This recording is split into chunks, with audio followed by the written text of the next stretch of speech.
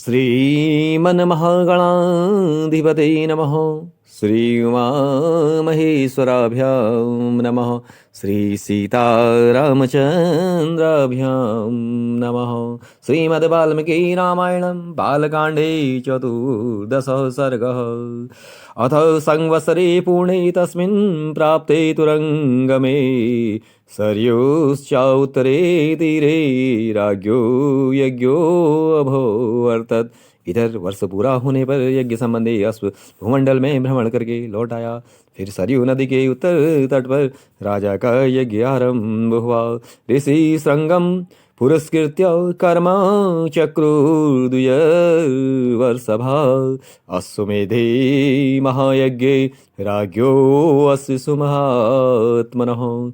महामनस्वी राजा दशरथ के उस अश्वमेध नामक महायज्ञ में ऋषि संघ को आगे करके श्रेष्ठ ब्राह्मण यज्ञ संबंधी कार्य करने लगे। कर्म कुर्वन्ति विधिवद यज्ञ का वेद पारंगा यथा विधि यथा न्यायम परिक्रामन्ति शास्त्रतः। यज्ञ कराने वाले सभी ब्राह्मण वेदों के पारंगत विद्वान थे।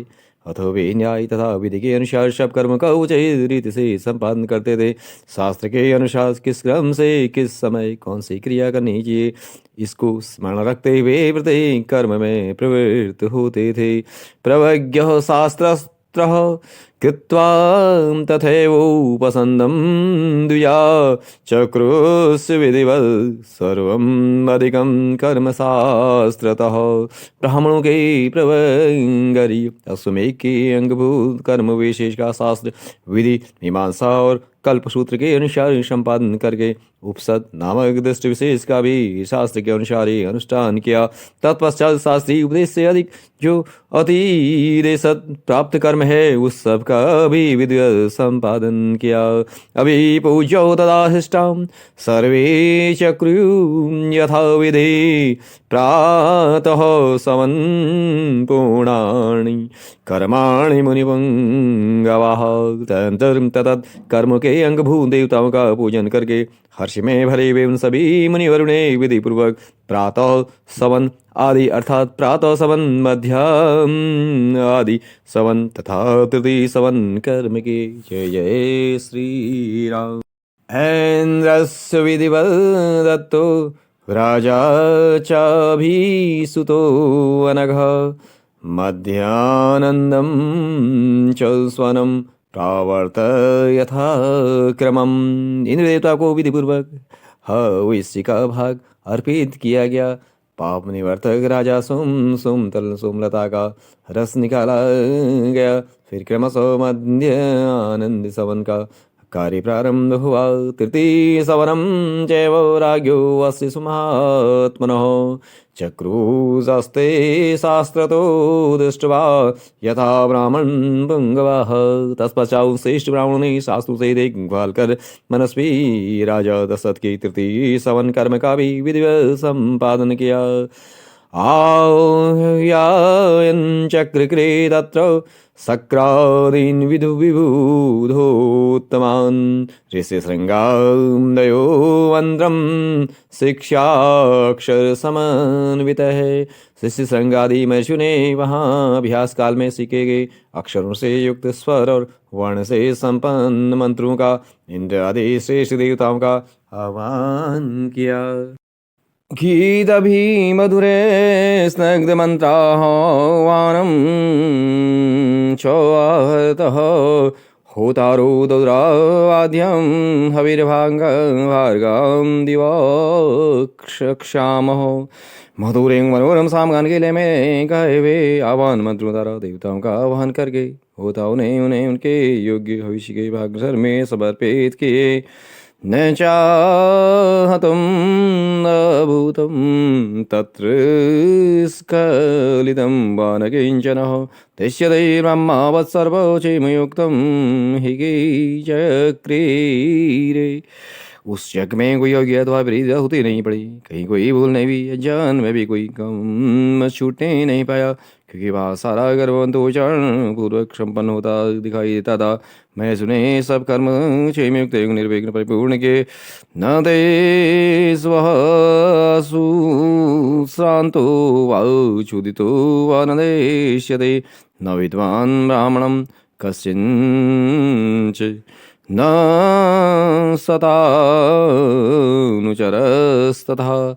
यज्ञ के दिनों में कोई भी ऋतु इच्छा का मादाया भूखा प्यासा नहीं दिखाई देता था। उसमें कोई भी ब्राह्मण ऐसा नहीं था जो विद्वान न हो, अथवा जिसके 100 से कम शिष्य सेवक रहे हों। जय जय श्री राम। ब्राह्मणं भुञ्जते नित्यं नाथवन्तस्य भुञ्जते, तापसा भुञ्जते चापि श्रमणास्य भुञ्जते। उस यज्ञ में प्रतिदिन ब्राह्मण भोजन करते थे, क्षत्रिय और वैसे भी भोजन पाते थे, तथा शूद्रों को भी भोजन उपलब्ध होता था। तापस और श्रमण भी भोजन करते हैं। वृद्धास्य व्याधिताश्चैव श्रीबालास्तथैव च अनीसं भुज्यन्नाराम नो तृप्तिरुपलभते। भगवान बूढ़े रोगी स्त्रियाँ तथा बच्चे भी यथेष्ट भोजन पाते थे। भोजन इतना स्वादिष्ट होता था कि निरंतर खाते रहने पर भी किसी का मन नहीं भरता था। दीयताम अन्नम वासांसि विविधानि च इति संचोदितास्तत्र, तथा चक्रु अनेकशः। अन्न दो, नाना प्रकार के वस्त्र दो। अधिकारियों की ऐसी आज्ञा पाकर कार्यकर्ता लोग बारंबार वैसा ही करते थे। अन्नकूटास्य दृश्यन्ते वैभव वरतु उपमा उपमा दिवसे दिवसे तत्र सिद्धस्य विधिवत्। तथा वहाँ प्रतिदिन विधिवत पके हुए अन्न के बहुत से पर्वतों जैसे दिखाई देते थे। जय जय श्री। नाना देशा अनुप्राप्तः पुरुषा स्त्रीगणास्तथा अन्नपाने सुवितास्तस्मिन् यज्ञे महात्मनः। महामनस्वी राजा दक्ष के उस यज्ञ में नाना देश वे स्त्री पुरुष अन्नपान द्वारा बलि भाते तृप्ति किए गए थे। अन्नम हे विदेस्त्वस्वादु प्रशंसन्ति दिव्य सर्वसभा। अहो तृप्ता स्म भद्रम देति सुश्राव राघव। श्रेष्ठ ब्राह्मण भोजन विधिवत बनाया गया है, बहुत स्वादिष्ट है, ऐसा कहकर उनकी प्रशंसा करते थे। भोजन करके उठे हुए लोगों के मुख से राजा साई सुनते थे कि हम लोग खूब तृप्त हुए, आपका कल्याण हो। स्वलंकृताश्च पुरुषा ब्राह्मणां परिवेशयन् उपासन्ते च्युतान्ये समुष्टमणिकुण्डला। वस्त्राभूषणे अलंकृत हुए पुरुष ब्राह्मणों को भोजन करा परोसते थे। तब उन सभी लोगों को जो दूसरे लोग सहायता करते थे, उन्होंने भी विशुद्ध मणि में कुंडल धारण कर रखे थे। कर्मांतरे तदा विप्र हेतुवादान्वभूनपि प्राहु स्वाग्नि मनोधीरा परस्पर जिगीषया। एक समन समाप्त करके दूसरे समर के आरंभ होने से पूर्व जो अवकाश मिलता था, उसमें उदात्तम वक्ता धीर ब्राह्मण एक दूसरे को जीतने की इच्छा से बहुत युक्तिवाद उपस्थित करते हुए साथ साथ करते थे। दिवसे दिवसे तत्सहस्रे कुशलादुया सर्वकर्माणि च कुरुस्ते यथा शास्त्रम प्रचोदिता। उस यज्ञ में नियुक्त हुए कर्म कुशल ब्राह्मण प्रतिदिन शास्त्र के अनुसार सब कार्यों का संपादन करते थे। नाम षडंग वेद शास्त्रा नाम व्रतो न बहु सुधौ सदस्यास्तस्य वैराग्यो न वाद कुशलो द्विजः। राजाओं के इस यज्ञ में कोई भी ऐसा नहीं था जो व्याकरणादि छह अंगों का ज्ञाता न हो, जिसने ब्रह्मचर्य व्रत का पालन न किया हो, तजो वह श्रुत न हो। यहाँ वहाँ कोई ऐसा द्विज नहीं था जो वाद वाद में कुशल न हो। प्राप्ते यूपोक्षे तस्मिन् षड्वैल्वा खादिरास्तथा तावन्तो बिल्लुसहितः पाणेश्च तथा परे।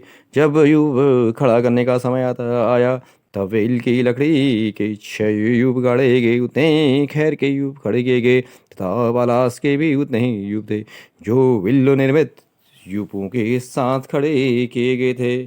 श्लेष्मोत्तक मयोदिष्टो देवदारुत्तकं स्तथा तावेव तत्त्ववितो भावो